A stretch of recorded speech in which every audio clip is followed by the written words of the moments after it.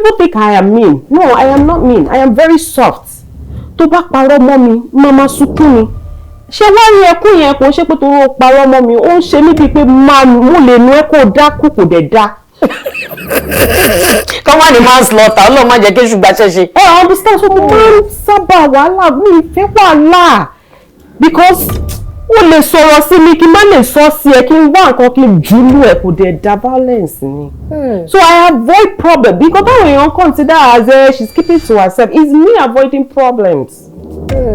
Mi mọ bó ṣe ń rojọ́ wọn kọ ẹ̀wọ̀n mọ́ mi láyé tí mo wá yìí.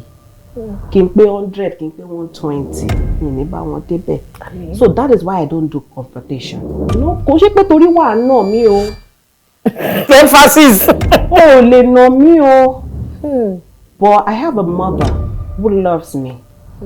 I don't want to tarnish her image.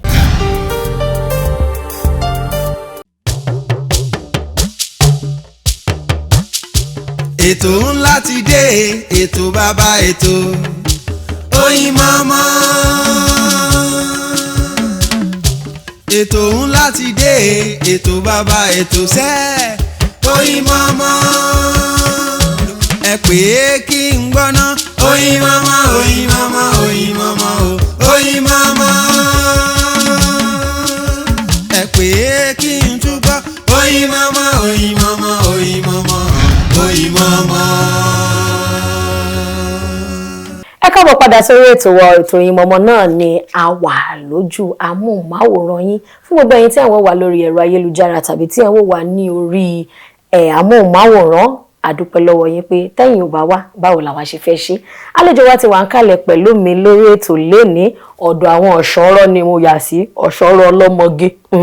Tá a bá rá àwọn àgbàlagbà náà ta ní ẹ̀yin àgbà o ẹ máa kọ́ wa bí ẹ ṣe rìn o. Ó yẹ ká máa gbé àwọn èwe náà àbí àwọn ọ̀dọ́ wọn ṣe ìwé ọ̀dọ́ ni wọ́n I take that back ọ̀dọ́ ni wọ́n nínú àwọn obìnrin tí wọ́n mọṣẹ́ torí wọ́n pé tí wọ́n lẹ́wà tí wọ́n níwà. Àtijọ́ tí mo ti rìn nínú industry entertainment mi ò rò bóyá mo gbọ́ rí pé ó wà lára àwọn tó máa ń lọ fẹ́ iṣẹ́ fẹ̀yìngbélẹ̀ grammar school ẹni ta ni mo ní báwo lẹ ṣe ń ṣe gẹ́gẹ́ bẹ́ẹ̀ ṣe jẹ́ ọ̀dọ́ tẹ́ jẹ́ ìyá tẹ́ tún jẹ́ ìyàwó tí iṣẹ́ yẹn tí kan ò dẹ̀ pa kan lára.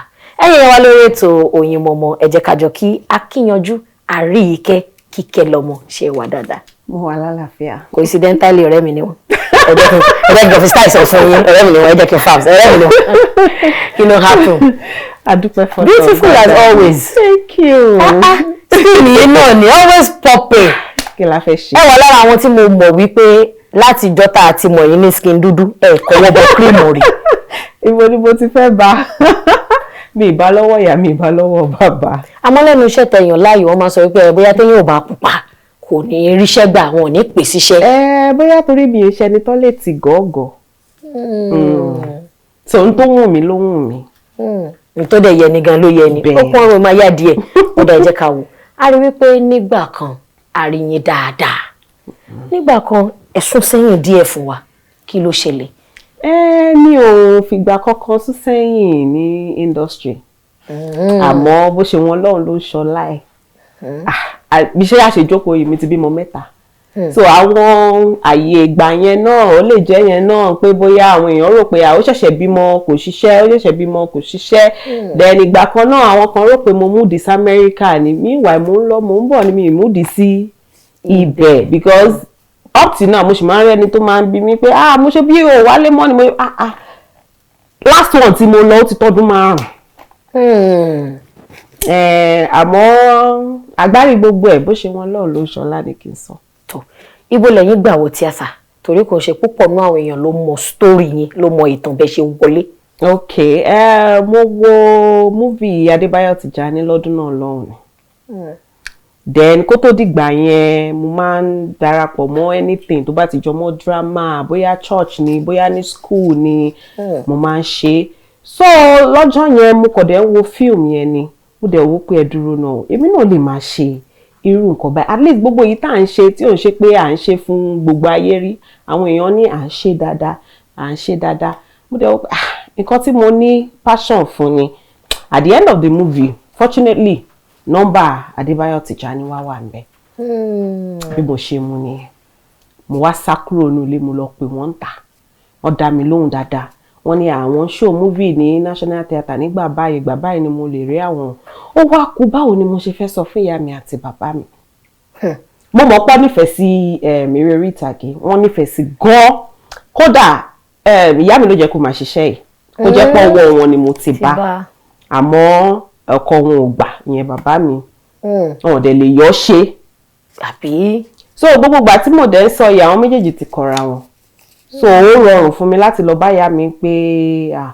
mọ́mí o nǹkan báyìí ni mo fẹ́ máa ṣe o so bí ṣe pé Mr. Adébáyọ̀ tó ní ìgbà báyìí làwọn máa wà ní tíátà mo lè wá bá wọn mo dẹ̀ mọ̀ pé mi ò lè dá lọ torí wọn ò bí mi dá mo ṣáà lọ bá màmí màmí ẹ̀ tẹ́ bí mi pé kí ni mo fẹ́ fi ilé ayé mi ṣe ti bá ṣe tán ẹ má wẹ̀ dá ọ̀rọ̀ ó ní àwọn òun ṣe ẹni tó ń là lọ́mọ kankan lọ́wọ́ n tó bá ti wù yín náà ni máa fọwọ́ sí tí mo dẹ̀ máa tì yín lẹ́yìn mo ní àmọ́ mi mo fẹ́ máa act ó fẹ́ máa act wọ́n dẹ̀ bẹ̀rẹ̀ sí ní sunkún pé acting tó ń wọn àwọn wọ́n ever expect pé àwọn kan lè wò ó ṣùṣùkú lòun fẹ́ máa act bí ìyá mi ṣe ní dáhùn báwo la ṣe fẹ́ rìn mú ni fíìmù ta wò tán lẹ́ẹ̀kan tí mo sáré bọ́ta bó ti mú nọ́mbà Mr. Adébáyọ̀ Tìjàní wọ́n bá ní kí tútù wọn pé wọ́n ṣáà bá wọn sọ̀rọ̀ wọ́n dẹ̀ fún wọn appointment adẹ lọ rí wọn bí ìrìn àjò yẹn ṣe bẹ̀rẹ̀ nìyẹn. tí màmá ní kí a wo iṣẹ́ tí ẹ̀ ń ṣe yìí ń ṣe iṣẹ́ tó ti lé ní ọdún mẹ́wàá ni bí ọdún mélòó la lè fi sí. àti 2005 ni o. 2005 bẹ́ẹ̀ sí ìsìn ó jẹ́ 19 years ẹ̀yọ̀kan dín ní 20 kàṣà ní 20 ọdún torí ọdún kan rí ẹ̀yẹn lẹ fi prepare lẹ fi ń rò ó báwo ni mo ṣe fẹ́ gbélẹ̀ báwo ni mọ́mí ṣe máa gbọ́ ìrìn àjò 20 ọdún kí lẹ lè sọ ṣó dùn ṣó kan ibo ló ti dùn ibo ló ti kàn. mi mọ bí wọ́n sọ Yorùbá yẹn combination of sweet sour ó dùn ó kan kò rọrùn ó tún rọrùn torí èmi jẹ́yàn kan tó máa ń sọ pé kò sí ìrìn àjò láyé yìí tó máa smooth all through even Bíbélì fìdí ẹ̀ múlẹ̀ òun ò sọ pé ìlàkọjá ò ní wá àmọ́ òun máa wà pẹ̀lú wa tá a bá ti ń là kọjá kò dẹ̀ sí profession náà tí ò ní challenges lóòótọ́ so it's like that. ṣáwọn ìpèníjà yẹn wá mú yín ní ìkórìtà kan pé bóyá kí n fi kinní ilé fún wọn bóyá lọ́ngàn ò pè mí sí bóyá èmi mò ń ṣàjọjú ránṣẹ́ wọn pé àwọn kankan máa ń dé bẹ́ẹ̀ dà téèyàn máa tún rò wọn á ní kó pe àrò àtọ̀dọ̀ fi inú ẹ̀ ṣó ṣẹlẹ̀. mo fẹ́ lè sọ pé ìbẹ̀rẹ̀ ọdún yìí ni mo fẹ́ lè ní gbogbo ọdún tí mo ti ń bá bọ̀ ni mo fẹ́ lè ní bóyá kí n yẹra díẹ̀ níbẹ̀rẹ̀ ọdún yìí. ọdún 2024. àmọ́ Ọlọ́run wá ṣe nǹkan kan tó jẹ́ kí n wò pé I called you to it. I gave you the talent. And now mọ́ wà pẹ̀lú ẹ̀. Ọlọ́run ló ti ń wà pẹ̀lú mi bọ̀ látilẹ̀. So Ọlọ́run wá jẹ́ kí n rí wípé kò ń ṣeṣẹ́ ọwọ́ ẹ̀ ní ibi tó o bá dé yìí so kò sí lọ́wọ́ ẹ̀ láti sọ pé ò ṣe mọ́. This year tí mo rò pé mi ò ṣe mọ́ marketer tí mo ti mọ̀ láti ìgbà tí mo ti bẹ̀rẹ̀ iṣẹ́ yìí as a career ló pè mí ló gbówó sílẹ̀ ló ní kí n wá ṣe movie tí ò dẹ̀ ṣẹlẹ̀ rí. lóòótọ́ ẹni tá dẹ̀ ń sọ yìí a ti ríra gbẹ̀yìn àtọdún 5 àbí 6. just like that. ìyẹn ni mo fi mọ̀ pé Ọlọ́run wà pẹ̀lú mi. Even though mo mọ̀ pé Ọlọ́run ò fi mí lẹ̀ it's just an assurance or a reassurance pé Ọlọ́run wà pẹ̀lú mi. Ọlọ́run wà pẹ̀lú yín k'Ọlọ́run wà pẹ̀lú gbogbo wa. Àmín. àmọ́ báwo lẹ ṣe wá ń tò gẹ́gẹ́ bí ìyàwó gẹ́gẹ́ bí ìyá gẹ́gẹ́ bí actor òṣèré eré àgbéléwò tá dẹ̀ mọ̀ pé iṣẹ́ tẹ̀ ń ṣe yìí gan olówú owó gidi torí wọ́n máa ní ìdí ẹni káfàṣà wọ́n á ní ìdí ẹni Maiduguri wọ́n á ní ó dá tún wá bá wa ṣe ń bí ẹ̀ẹ́dẹ̀ tún gbọ́ tàwọn ọmọ kí lẹ ṣe ń ṣe ṣọmọ nígbà tó máa sọ pé àbẹ̀bẹ̀ ṣiṣẹ́ ń tàìmù yìí o. gbogbo ìgbà tí wọ́n ti bá ń lọ fún interview nǹkan kan náà ni mo máa sọ pé Ọlọ́run kẹ́ mi mo ní ọkọ tó fẹ́ràn iṣẹ́ yìí débi gógó kí má fẹ́ lọ gan-an á ní tí bá ní owó tó fẹ́ san á ní máa fún ẹ lówó epo lọ ṣe máa ṣe báyìí fún ẹ lọ ṣe gbogbo àwọn ọṣẹ tó fi mọ̀ mí lénìí yìí ọpẹ́lọpẹ́ ọkọ mi ọpẹ́lọpẹ́ ìyá mi àwọn méjèèjì yẹn ìgbà mi mo máa ní ẹ dúró náà ta ló nífẹ̀ẹ́ iṣẹ́ yìí jù gan-an nínú èrè àti nǹkan tọ́lọ́run fi kẹ́ mi lọ́nà tó pọ̀ nìyẹn. kíkẹ́yìn ò dẹ̀ ní bàjẹ́. Kí kára mi má yà bá ọkọ mi máa bá mi gbàdúrà àṣẹ nítorí ló ti mọ̀ pé nǹkan tó lè gbé mi dìde ni. A jẹ́ pé bọ́n ṣe fẹ́ yín wọ́n fẹ́ iṣẹ́ yẹn mọ́ yín nìyẹn. Tọ́ àgbélébù tó kojú sójú kan wọ́n gbé gidi gan. Torí púpọ̀ náà àwọn ọkọ ló máa ní àrárá tí ta ti fẹ́ ṣèyàwó báyìí ò lè ṣiṣẹ́ yìí mọ́ wá nǹkan míì kó máa ṣe. Ẹni tí ò dẹ̀ ta búrẹ́dì rè ó ṣe ní kó lọ máa ta búrẹ́dì ọ̀nà ó ló fẹ́ gbé gbà. Ètò Oyinmomo òun náà lẹ̀ ń wò níbi tí a ti ń fi ìgbádùn ta ti ń fi ṣayọ̀. This is where we add honey to the spice of life. Ló fi ń jẹ́ Oyinmomo. You get it? If you don't get it, and that's on period. Arike ṣe wà pẹ̀lú wa. Ẹ jẹ́ kí n wá béèrè lára àwọn àtẹ̀jíṣẹ́ tá a gbà. Àwọn èèyàn wọ́n fẹ́ ká túṣu désàlẹ̀ kòkò. Wọ́n láwọn fẹ́ mọ̀ di àbájọ. Mo ní ó dá o. Ẹ̀yin lẹ béèrè o. Iṣẹ́ tèmi ni pé kémi ti bá yín béèrè. Kí iṣẹ́ tí wọ́n rán mi kó má pa mí o. Wọ́n ní àmọ̀ wípé ẹ wà nílé ọkọ. Ẹ ti bímọ, ẹ ti ṣàbíamọ, ẹ dẹ̀ ń tọ́jú àwọn ọmọ yín. Àdẹ̀fìgbà kankan gbọ́ pé bóyá ilé ọkọ yẹn yẹ̀gẹ̀rẹ̀ ó dúró ṣinṣin. Pé kí ni ìbáṣepọ̀ tó wà láàrin ẹ̀yin àti dádì wa Antar Laniyan? Antar jẹ́ bàbá fún mi. Aside from that, wọ́n dúró bíi pillar. Kí ni pillar ní Yorùbá? Igi lẹ́yìn ọgbà. A lè sọ pé òpó igi lẹ́yìn ọgbà fún mi ní industry. Àwọn èèyàn máa ń sọ pé kí lẹ́yìn tí mo máa ń pe Antar ní because mo máa ń pè wọ́n ní is like 100 persons. Like him alone is like 100 persons. Onígbà kan ibẹ̀ ni. Onígbà kan tí mo la nǹkan kọjá ní industry, it was more like everybody turned their back against me. He was the one who stood his ground. There was a time we were Ademola sọ fún wọn pé ẹni tẹ́yin bá pọ́n ẹ máa ń pọ́n tán ni. As far as the industry is concerned, Antar pọ́n mi tán. Bí ọmọ. Tí bá jẹ́ ọmọ bíbí inú wọn lè ṣe jù bẹ́yìn lọ. So, and ìgbà tí mo dẹ̀ lose bàbá mi is like the father I lost. He came back, he's with me. So nígbà tí à ń kọ́ṣẹ́ pé ọ̀dọ̀ ọ̀gá ni mo wà kìnnìkan ẹ̀dẹ̀ tí mo láyé ìgbà yẹn tó bá lóò ṣe freedom kúrò lọ́dọ̀ ọ̀gá you're on your own.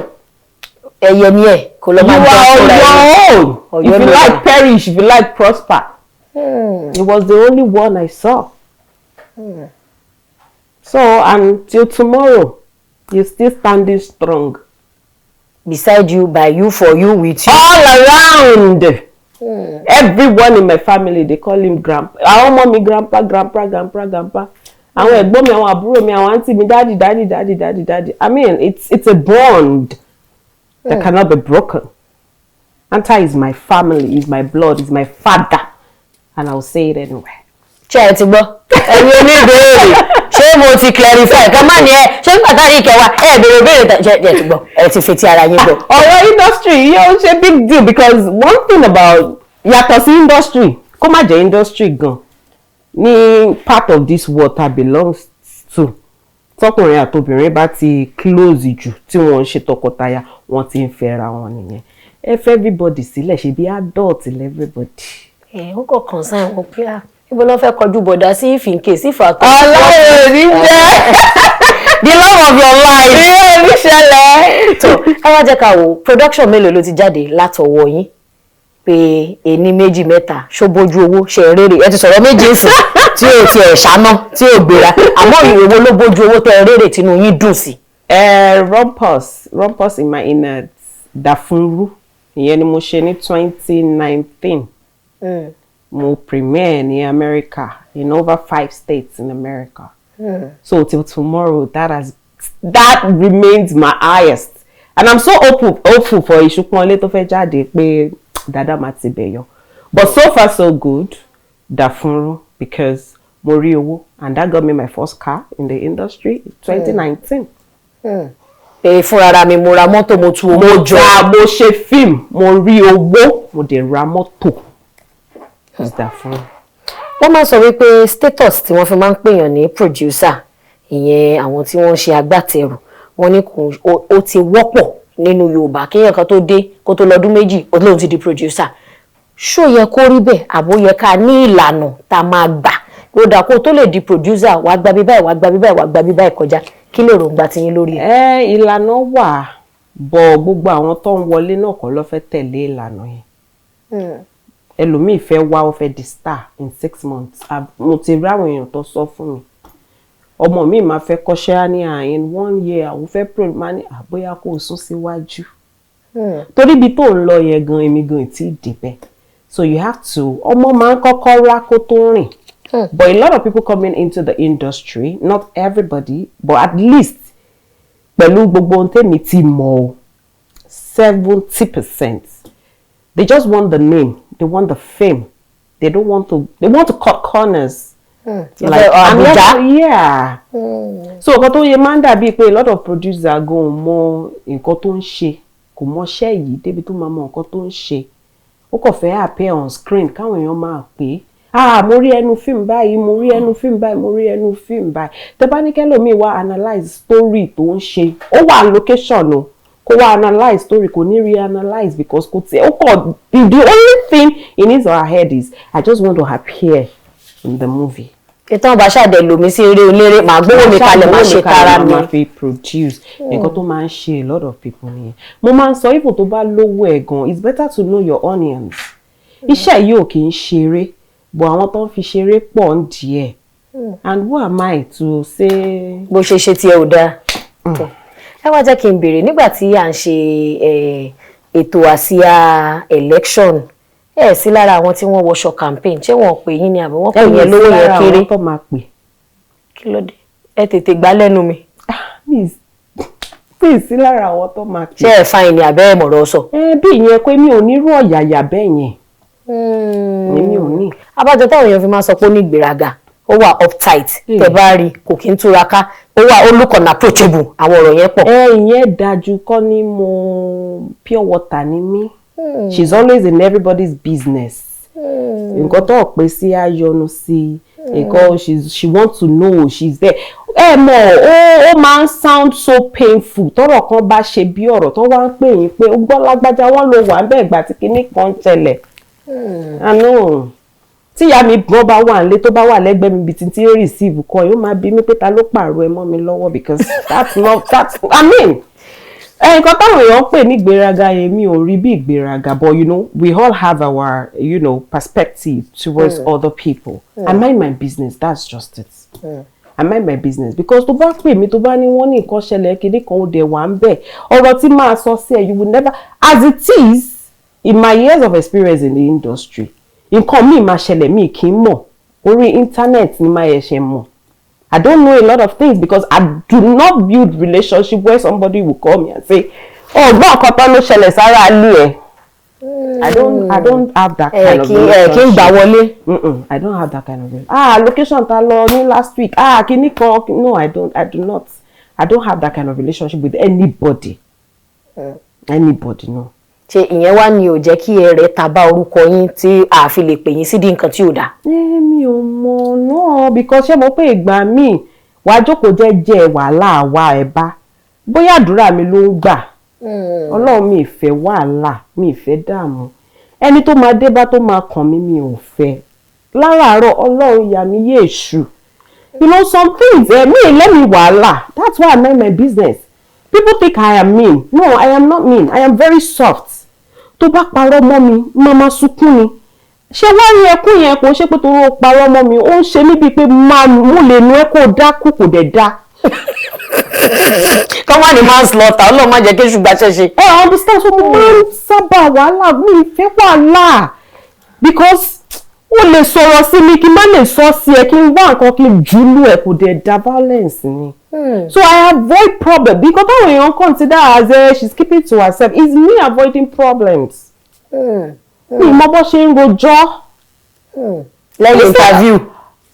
Interview. I will grant my interview. I will say what I have to say. I will go to my house. If you are my friend, tá bá pàdé location or anywhere, nǹkan tá bá máa sọ, let it be our lives. I have a lot in my life. You have so much in your life. Let's talk about growth rather than talking about kíní kan ṣẹlẹ̀ ní kíní kan boring kíní kan no, I don't have time. I don't have time. Me go any time to see what.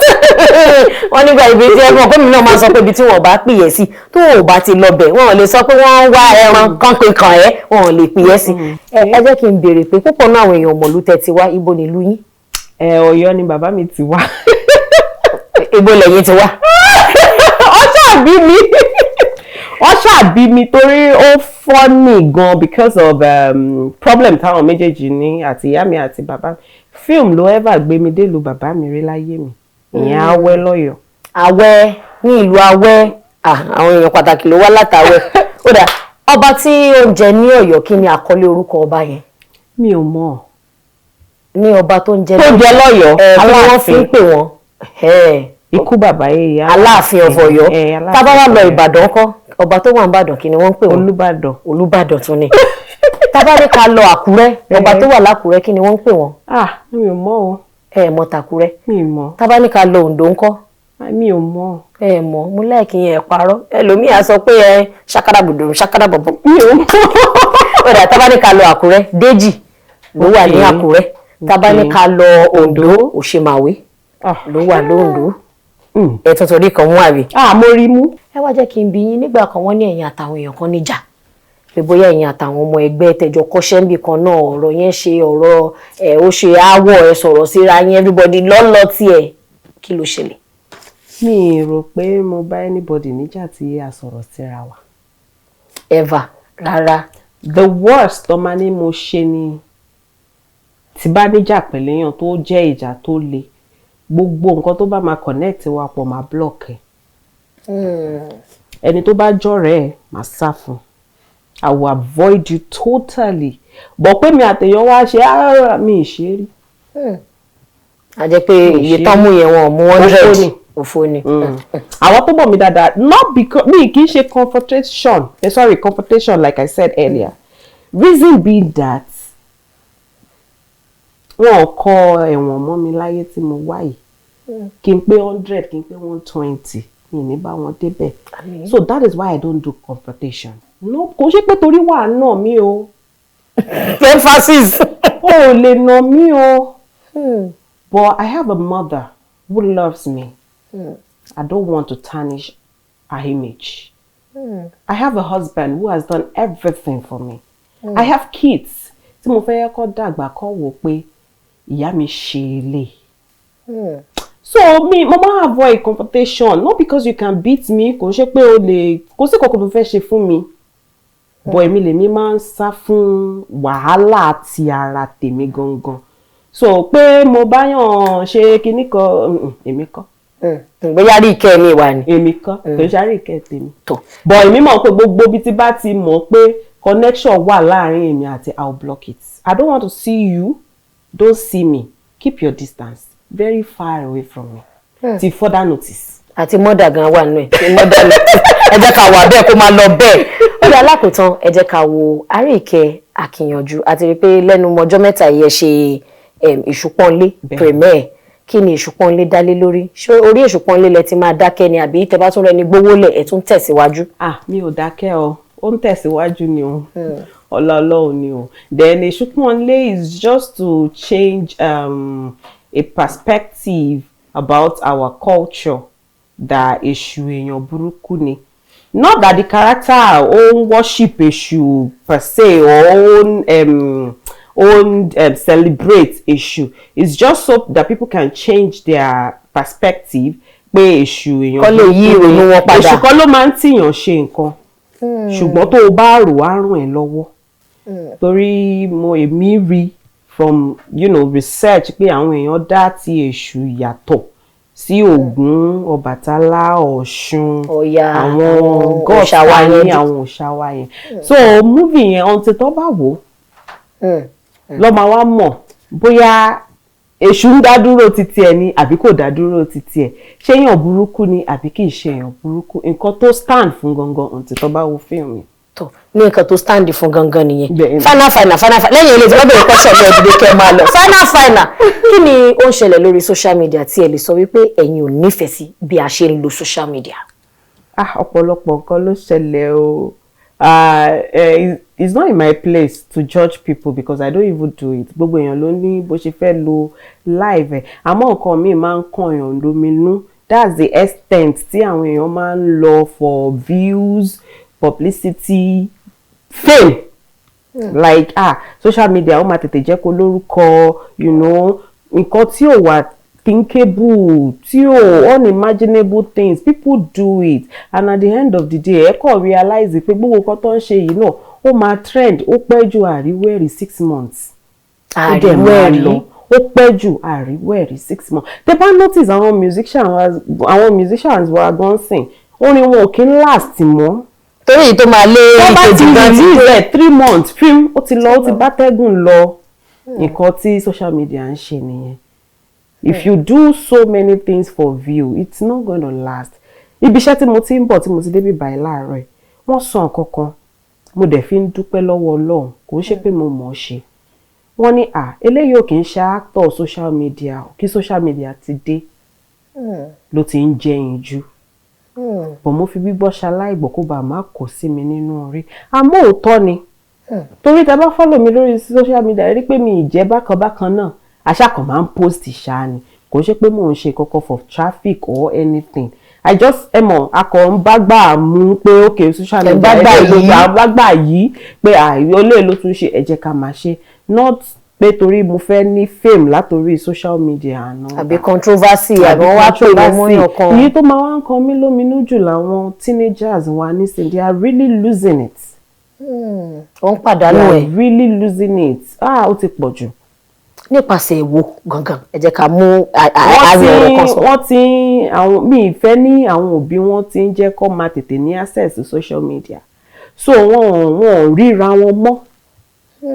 Àwọn tó ń rí lórí social media yẹn ti ń fún wọn ní impression pé they have to be this, they have to be that, they have to be this. Ẹ̀rọ ọmọ 16 years almost naked on social media, kí ló ń ṣe ń bẹ̀? And before you know it, kó tó post the half naked picture, ẹ ti rí 100 kinní kan, 200 kinní kan views. Gbogbo kinní yẹn náà máa gùn pé is the way to go, especially tó bá tún wá ti make owó lórí ẹ̀. Social media is good for business, it's good for business transaction. I get jobs from social media. If only tó bá lè stick to that, it would have been better. But oníkálukú ló mọ tó ń tà lórí social media. Tó níbi tẹ́ bá dé mo fẹ́ sọ wípé tá bá bẹ́ràn wí ẹ jẹ́ ká bẹ́ràn náà wí. Èwo ló kan àwọn òbí lórí ẹ̀? Torí ẹ̀ ni mo ṣe sọ lẹ́ẹ̀kọ́, ẹ rí pé ó kọ́ mi lẹ́nu, mi fi tààrà sọ pé àwọn òbí ní mi ìfẹ́ bá àwọn òbí wí tààrà. But a máa bá òbí náà wí because ọmọ tó gbé fóònù lẹ̀ fún tó wo nǹkan tó ń ṣe tó yẹ lọ́wọ́ wò tó fún ní independent. Ṣé rí $1? Ìyá mi sì pèdè kan fún mi recently pé ó lè dàgbà àmọ́ ọmọ ṣì ní ẹ lọ́wọ́ mi, màá gbé gbàjú fún ẹ. Màá tún máa bá wọn ṣeré, màá ní mọ́mì lẹ́yìn ọmọ 3 tó ti fẹ́ ga tó mi. Understand? Èmi sìn bí ṣe wà yìí, mọ́mì mi gbogbo social media mi ló wà. Ó láwọn nǹkan mi tí bá fẹ́ post ẹ̀ máa ń take permission lọ́wọ́ ọkọ mi. Àwọn ọmọ yìí wọ́n ń gbégbé sí ayé pé wọn ò ní olùbáwí, wọn ò nẹni tá kó wọn níjànú tó máa sọ tó bẹ̀rù wọn lólùbẹ̀rù. Torí if at my age fẹ́rẹ́fẹ́ tó 40 màá sì máa bẹ̀rù pé màmí ò gbọ́dọ̀ rí nǹkan tí mo fẹ́ kọ ẹ̀. Even WhatsApp status mi ó nígbà mi tí bá fẹ́ post nǹkan kan pé bóyá mo fẹ́ rant tàbí mo fẹ́ ṣe kí máa block. Wọn ò ní wo show yìí. So ó máa bá mi wí. Kò sẹ́ni tó kọjá bá wí. Àwọn òbí wọn bá ń bá wọn wí bóyá àwọn ọmọ yẹn wọ́n á máa rí bíi pé age has to do with a lot of things táwọn ti ń sáré ṣe pé wọ́n ti sáré ríra wọn at 16. Wọ́n ti dàgbà almost 16 years tó fẹ́ wọ woman hair 250,000, 500,000. I'm not saying if you have the money, don't live your life. Life is meant to be lived, especially when you have the money. But kí ló ń kún ẹ lójú? Ní tó máa ṣe tó máa sú ẹ. Ó nígbà kan táwọn èèyàn kan máa ń ṣe nǹkan fún trend tó máa lẹ frontal fọmọ kékeré. Ó ní kan náà tó trend nígbà kan tó lo lashes fún àwọn èèyàn máa let kids be kids. Let kids be kids kò ń ṣe ọ̀rọ̀ lásán. Ẹ jẹ́ kí ọmọ tó àgbàlagbà kó tó máa ṣe bí àgbàlagbà. Kọ́ máa adultilize wọn nínú childhood lórí ìbò kan bá jẹ́ bẹ́ẹ̀. Adultilize ẹ̀ lójú ló ń kan yín kí lójú ṣe ń kan yín. Tó ibẹ̀ ló bí fi ní ní fault títí wọn bọ̀ overall kọ́lọ̀ bọ́lọ́mọ tọmọ ẹ̀ ni. Ọlọ́run náà ni Ọlọ́run ní ewu mọ wèrè kọ́lọ̀ bá wa tọmọ torí ìtẹ̀yàn àmọ́ gan téèyàn tọ́ gan èyí tí mo tó máa ló máa dà fàkàtì ó dé alákòótán pátápátá after this set tí bá tún bèrè ní ẹ̀dìdẹ́ kan máa lọ Òṣùpọ̀nlé ibo lẹ fẹ́ tà sí ibo ni ká ti máa retí ẹ̀ ṣé ẹ̀yin náà ti ní Arike Akinyaju TV ní YouTube báwọn èèyàn wá ṣe ń ṣe. Mo ní YouTube channel mi bọ̀ orí ẹ̀kọ́ ló máa wà torí èmi kọ́ ni mo kówó ẹ̀ sílẹ̀ as the executive producer so September ló máa jáde orí official premium TV ṣá but September ló máa jáde lágbára lọ orí YouTube dẹni at least for now kó tó di pàwọn náà máa ṣe prime video àti box office queen. báwọn ṣe yẹ lọ sinimá kí ló dé mo yọ̀ǹda ṣówó ẹ̀ pọ̀ jù ní ajá ní ìjà rẹ̀ wàhálà bíi ti báwo but 1 billion there 100 million there 200 million there 500 million there yọ̀ǹda máa pa lórí àwọn tó kù bíi Prime Video Netflix tí mi náà bá dẹ̀ tún jáde àátà ń bẹ̀ èyí tá a máa ta lórí YouTube náà Ọlọ́run lè fàlùbáríkà sí kóhun náà run into millions get bọ́ ibẹ̀ yẹn tí gbójúgbóyà yẹn àtàrí àjọ̀nàkún ni kì í ṣe rẹ̀ tó bá láyà ni èmi ò láyà tí láyà àyà pé òní náà mi ò ẹ̀ẹ́dẹ̀ láyà ìyẹn dá mi lójújó ògùn náà. A jẹ́ pé ọ̀rọ̀ tẹ́ ti ń sọ bọ̀ látìgbà tá a ti bẹ̀rẹ̀ ibi ìbà ilẹ̀ parí ẹ̀ sí pé mi ò fẹ́ wàhálà sinimá yẹn tó bá máa yọ wàhálà mi ò fẹ́ tó bá máa yọ pé kémi àti èèyàn ní attraction bóyá lórí owó mi ò fẹ́ rárá lẹ́yìn ṣe fẹ́ lọ. mo yọ̀ǹda fẹ́ lọ òkèlè gbígbẹ́ nì pẹ̀lú ìtẹ́lọ́rùn wàhálà ó rọ̀ mí lọ́rùn ju wúrà. A jẹ́ pé láwọn kankan tẹ́ ẹ ti rí tẹ́ fi sọ pé àlẹ́ mi ìfẹ́ lọ sẹ́ẹ̀.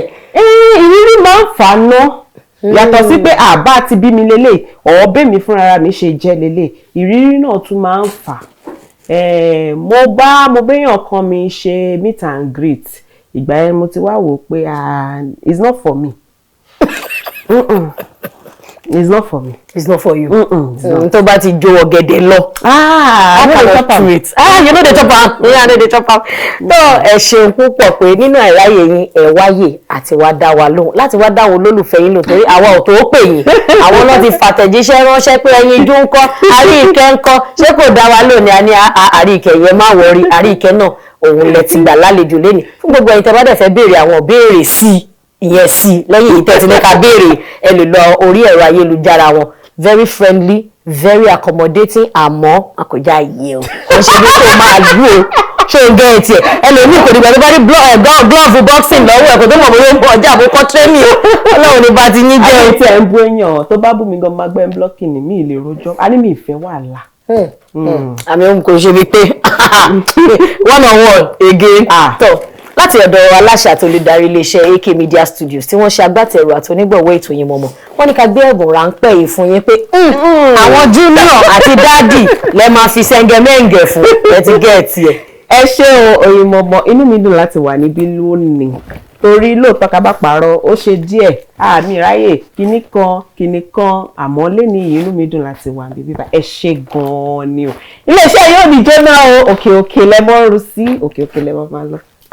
Kó máa dá ẹ pé kò tiẹ̀ dàbí pé àkọ́tì ẹ̀ béèrè pé ṣókọ̀ tiẹ̀ níṣẹ́ kan bóyá bẹ́ẹ̀ fi ń gbá tì lẹ́gbẹ̀ẹ́ bóyá ẹ̀ ń taṣọ ẹ̀ ń ta bàtà ẹ̀ mú ṣé lè mọ́. ẹ ti sọ pé tẹ bá béèrè mí kí n máa lọ get mo rí yín náà ẹ ṣé o. Wọ́n dẹ̀ níṣẹ́ owó níṣẹ́ yìí o pé yóò lè ṣiṣẹ́ mi lẹ́yìn ẹ̀ o. Ó dàbò taṣọ bò ń ta lace lẹ́gbẹ̀ẹ́ kan mo fi ìgbà kan ṣe event management tí mo máa ń kó ọ̀ṣà lọ event báyọ̀ plan event and all of that bọ̀ wàhálẹ̀ wá pọ̀ jù fún mi. Ẹ̀yin ò tiẹ̀ láìkí wàhálà ni. Bọ́lọ̀ ń ṣe dá mi nìyẹn kò kí ń ṣẹjọ́ mi. Ọlọ́run gbọ́ kò ń ṣẹjọ́ yín. Lẹ́yìn kí n ṣiṣẹ́ owó mi kí n gbà kí n lọlé orí bẹ́ẹ̀dì mi yìí ni kì í ṣẹjọ́ mi. Níbi owó gan. Ká rà láti China ká rà láti Amsterdam ká rà láti Switzerland ká lo Èkó ìtàbá máa mú ń bẹ̀ ká ta fáwọn tó fẹ́ ṣe patí mi ìfẹ́ wàhálà. Ẹ ṣáàfin wàhálà. Èèyàn fẹ́ wàhálà ẹ̀ ṣe bí Anthony Joshua di wàhálà ló ti ń jẹun torí èdè boxing ni. Ibi tó rí dá sí nìyẹn ká má parọ́. Ọ̀tọ̀ níbi tó rí dẹ̀yìn sí. Ọ̀tọ̀ ni. Wá lórí ètò Oyinmomo níbi tí a máa fi sí òun lélẹ̀ níbi tí a máa kọ full stop àti nkọkọmá ànkọkọmá mo ṣe nkọkọmá àparẹ́ ànkọkọmá àparẹ́ àmọ́ full stop la wà ilé ni mo lérò wípé èyí tí Arike Akinyaju náà fún wa léni wọ́n ní ìbùkún ni fún ọmọ ọ̀dọ̀ náà tó fi ọgbọ́n ṣe ọgbọ́n wà needed application of wisdom ẹlòmíì kò dìgbà tá bá sọ fún wọn pé ọpọlọ yìí o application ni bẹ ṣe ń lo Facebook WhatsApp Instagram pé kẹ́ máa lò ẹ jẹ́ ká máa apply ọpọlọ sí nǹkan tá a bá ń ṣe in tó bá ti mọ̀ kó máa bà ẹ́ lórúkọ jẹ́ ó máa tarnish orúkọ ẹbí ẹ̀ wọn ò gbọ́dọ̀ gbọ́n léyìn ẹ̀ ṣe jẹ́ ká yẹra fún orúkọ tèmi ni Olúwadámilọ́lá Ọmọbánirẹ́ ká tó fi eré àti ìdùnnú àti ayọ̀ pàdé níjọ́ mìíràn ẹ rántí wípé tẹ́ ẹ bá ti ń gbàdúrà tẹ́ bá ti ń sọ pé God bless me Dámilọ́lá Bánirẹ́ ẹ máa rántí pé God bless my state ẹ dẹ̀ máa rántí pé God bless Nigeria agbájọwọ́ báyìí òun la fi ń sọ ìyàtọ̀ rọwọ́ kan kò gbẹ́rù dórí ire o.